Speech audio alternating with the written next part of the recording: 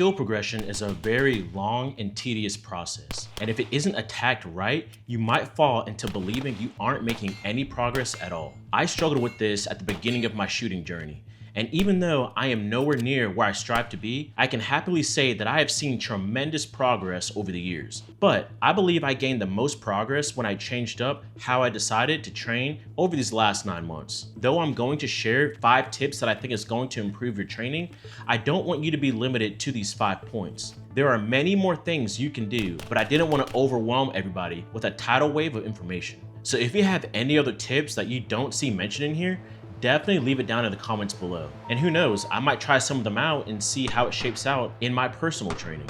I'll also have some links down below to some of the items I'll be talking about in this video. These are affiliate links, so if you want to help support the channel, that's one way you can do it. I really appreciate all the support you guys have shown me already, so don't feel like you have to use those links. Before we get too far in the video, I want to let you guys know that if you're just getting into firearms training, I do have an ebook called the Fundamental Range Day Guide. And within that document, you'll find tons of drills you can run at an indoor or outdoor range. I did my best to take some of the hard work off your shoulders by consolidating a lot of the drills into one comprehensive packet. And you can take this to the range to work on different fundamentals that will help you progress in your shooting abilities. So the link will be down below if you're interested. Okay, so I did not put this list in any sort of order of importance, but this point we're about to hit, for me personally, is one of the most important ones. And that is pre-planning your training days as well as what you do on said training days ahead of time. For the longest, I would go to the range on a whim. I told myself I wanted to get better at shooting, but putting time aside to do so was just an afterthought. And on top of that, I had no plan when going to these range days.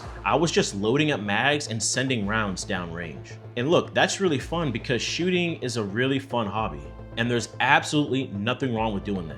But if you've decided that you want to get proficient in this hobby, then you need to treat it like you would any other sport. Most athletes rarely just wander into a gym and just figure out what needs to be worked on that day. They create a schedule and a game plan for each practice session. And when I started doing this, I saw immediate growth. When you look at your entire week's schedule, try to be intentional with planning a range day. And to take it a step further, analyze what you think you're lacking in and make that the main focus of that range trip. For most of us, we have jobs and other responsibilities like our families. So when you have free time to go to the range, we want to make the most out of that time. You really want to be efficient with every rep you can get in. So planning ahead is a great idea to get you where you want to be sooner. My second tip I would recommend for people wanting to get better is prioritizing shooting paper over steel. For most indoor ranges, you're already going to be forced to shoot paper. But for those that have access to steel, you might want to reconsider using it all the time.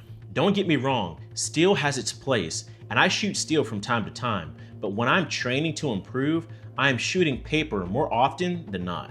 And that's because paper gives you very important feedback. Learning how to shot call and getting the necessary information from your target to learn from is where skill progression is found. For example, a target such as this one will give you different zones that will show you where the best hits are. The zone right here roughly represents the area of the body that has the most important stuff. I'm trying to keep this video YouTube friendly, so hopefully you know where I'm getting with that.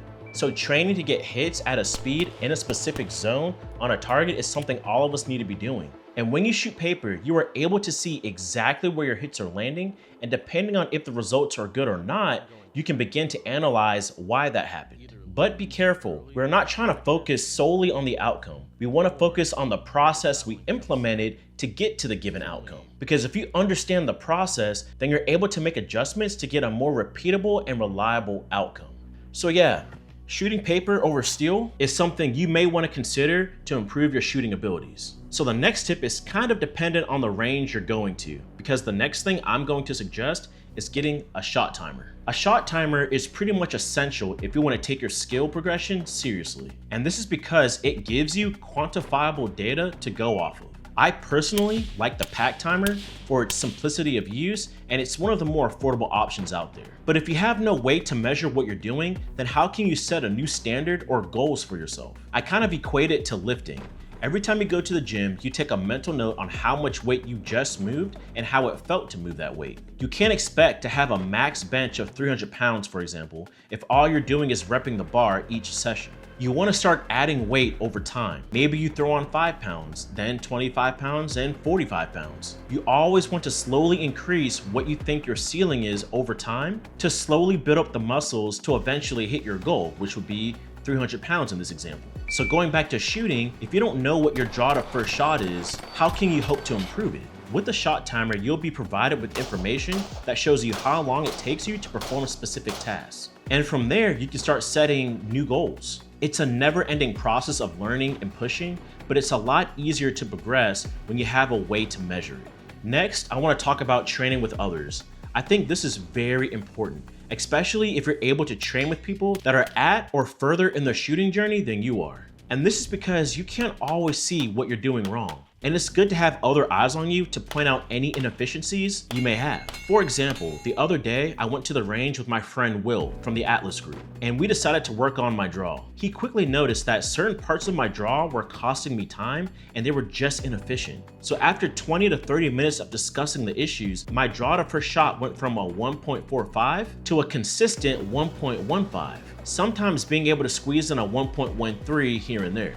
And this is just one example that I have from many others. I tend to train alone, but I always find that when I train with others, the learning vastly increases, and I'm able to walk away with valuable homework. So if you have some people who also enjoy shooting, maybe try to bring them out to the range with you and see what happens. Also, shooting with friends is a lot more fun than shooting alone. Lastly, let's address the elephant in the room.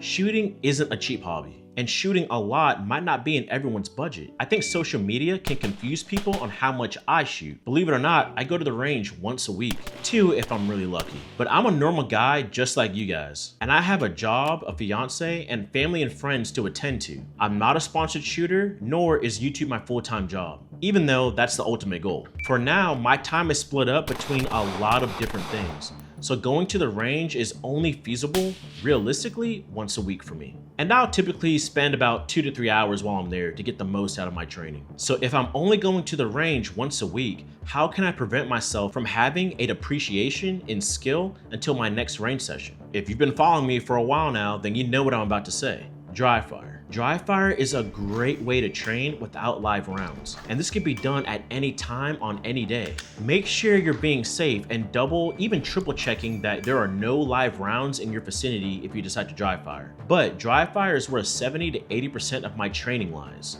Live fire is very important, but I can honestly say I have more hours in dry fire than I do live fire. 10 to 30 minutes of dry fire a day is more than enough to either maintain or progress certain motor skills. And the cool thing about dry fire is you can still use the same shot timer that you use in live fire. Mind you, you'll want to put a few pieces of tape on the speaker so that you're not blowing out your eardrums when the beep goes off. It's a simple modification and it really only takes a couple of seconds to do. But you can work on your draw stroke, vision, transitions, exits and entries, and reloads all in dry fire. And it all translates straight over to live fire. But like I mentioned before, live fire is still important because that's where you're gonna really practice your marksmanship and recoil management. But to cover the other 70 to 80% of skills that are involved in the shooting sport, you can do it in dry fire. I also have one bonus tip, and that is to give yourself some grace. It's okay to appreciate where you are and how far you've come since you've started your shooting journey. We all started somewhere different, and it needs to be said that comparing yourself to others is only going to discourage you from continuing down this path. Pat yourself on the back from time to time. This is a marathon, and the only way you can get better is by working through all the hardships of learning. So yeah, take it seriously, but don't get too lost in it. A lot of us take training seriously, but what is the point of all this if we can't enjoy ourselves from time to time? Not every range session needs to be serious and straight to the point. But most importantly, be safe, have fun, and continue to strive to be better. Well, that's all I have for you guys today. If there are any other tips you think is worthy of sharing, I definitely want to hear about it below. I really appreciate you guys donating your time to watch this video. And hopefully I can continue making content that you guys enjoy long term. Well, that's all I have for you guys today.